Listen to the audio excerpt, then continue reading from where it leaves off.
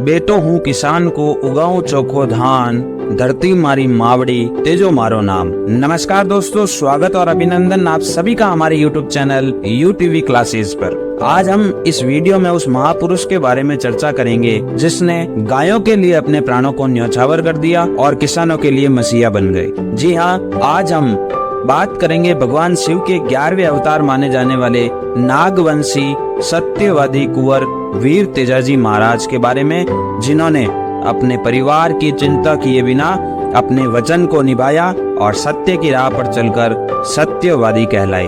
दोस्तों, राजस्थान राज्य के नागौर जिले के खरनाल गांव के मुखिया बोहितराज के पुत्र ताहड़ देव का विवाह अजमेर जिले के किशनगढ़ क्षेत्र के त्रयोद गांव के मुखिया करसन जी के पुत्र राव दुल्हन जी सोडी की पुत्री राम कोवरी के साथ विक्रम संवत 1104 में संपन्न हुआ। विवाह के 12 वर्ष बीत जाने के बाद भी माता राम कौरी को संतान की प्राप्ति नहीं हुई और अपने वंश को आगे बढ़ाने के लिए विक्रम संवत 1116 में अपने पति ताहड़ जी धौलिया के नहीं चाहते हुए भी माता राम कौरी ने उनका दूसरा विवाह कोयला पाटन निवासी अक्खो जी के पौत्र और जेठो जी के पुत्र करणोजी फिड़ोदा की पुत्री रामी देवी के साथ करवा दिया, जिनसे उनको 4 पुत्र रूपजीत जी, रणजीत जी, महेश जी, नगजीत जी प्राप्त हुए। माता राम गौरी भगवान शिव की बड़ी उपासक थी और अपने पियर पक्ष के गुरु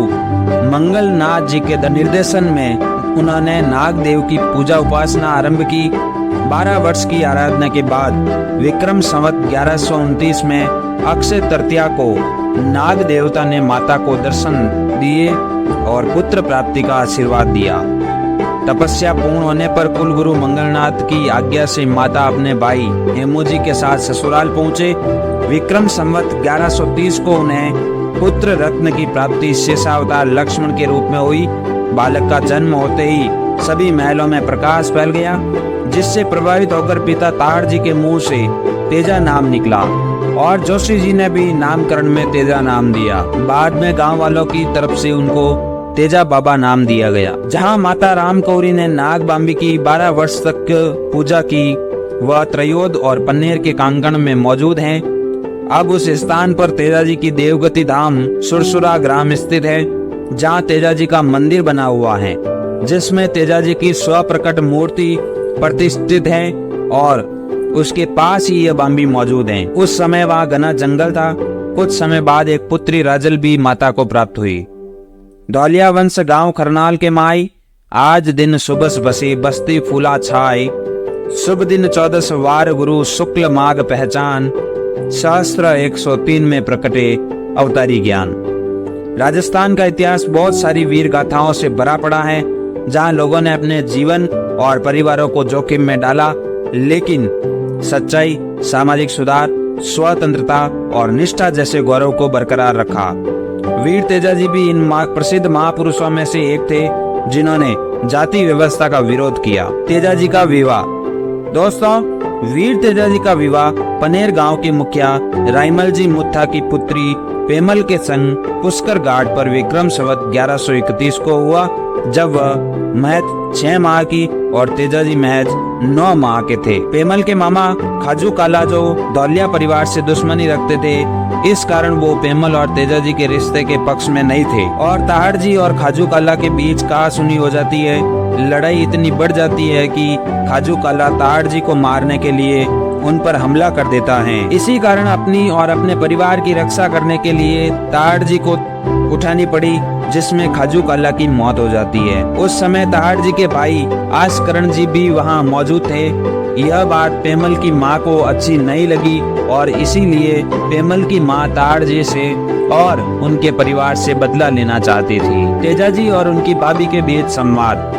ताहड़ जी और खाजू काला की लड़ाई के कारण तेजाजी को उनके विवाह के बारे में बताया नहीं था, लेकिन कुछ वर्षों बाद जब तेजाजी बड़े हुए तो तेजाजी की भाभी ने पत्नी को लाने का ताना मारा और तेजाजी उस ताने से त्रस्त होकर अपनी घोड़ी लीलन पर सवार होकर पेमल को लाने के लिए अपने ससुराल पनेर पहुंचे। तेजाजी की लाछा गोजरी से मुलाकात। ससुराल में तेजाजी को ना पहचानने के कारण तेजाजी की अवज्ञा हो गई। वहां से नाराज होकर तेजाजी वापस मुड़ गए।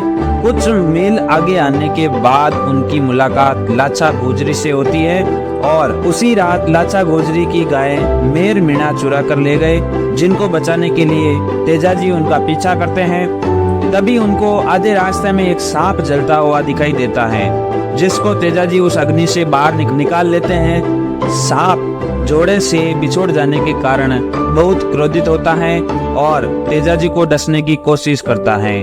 तभी तेजाजी उस सांप को वापस लौटते समय डसने का वचन देते हैं। तेजाजी और सांप के मध्य संवाद। लाचा की प्रार्थना पर वचनबद्ध होकर तेजाजी ने मीणा लुटेरों से संघर्ष कर गाय छुड़ाई और इस लड़ाई में तेजाजी बहुत ज्यादा घायल हो गए और शरीर पर अत्यधिक घाव होने के कारण तेजाजी ने सांप से जीभ पर डसवाया और अपने ससुराल की तरफ चल दिए। यह घटना किशनगढ़ के निकट सुरसुरा गांव की है, जहां भाद्रपद शुक्ल 10 विक्रम संवत 1160 को तेजाजी की मृत्यु हो जाती है। इस खबर को सुनकर माता पेमल भी तेजाजी के साथ सती हो जाती है। तेजाजी की वचनबद्धता से खुश होकर सांप ने वरदान दिया। इसी कारण तेजाजी सांपों के देवता के रूप में पूजे जाते हैं। गांव गांव में तेजाजी के मंदिर उनकी अश्वारोही मूर्ति और माता पेमल के साथ बने हुए हैं, जिनको स्थानीय भाषा में देवरे या थान बोला जाता है। ऐसा माना जाता है कि सांप के काटने के बाद तेजाजी की तांत बांधने से सांप का जहर नहीं चढ़ता है। तेजाजी का निर्वाण दिवस भाद्रपद शुक्ल दशमी को प्रतिवर्ष तेजा दशमी के रूप में बड़ी धूमधाम से मनाया जाता है। किसान लोग खेती करते समय आज भी तेजाजी के गीत गाते हैं, जिनसे उनके अंदर जोश और उत्साह खेती के प्रति दिखता है। ऐसे वीर महापुरुष तेजाजी महाराज को कोटि कोटि प्रणाम है। ऐसे ही वीडियो देखने के लिए आप हमारे चैनल को सब्सक्राइब करें। जय हिंद, जय भारत, जय तेजाजी महाराज।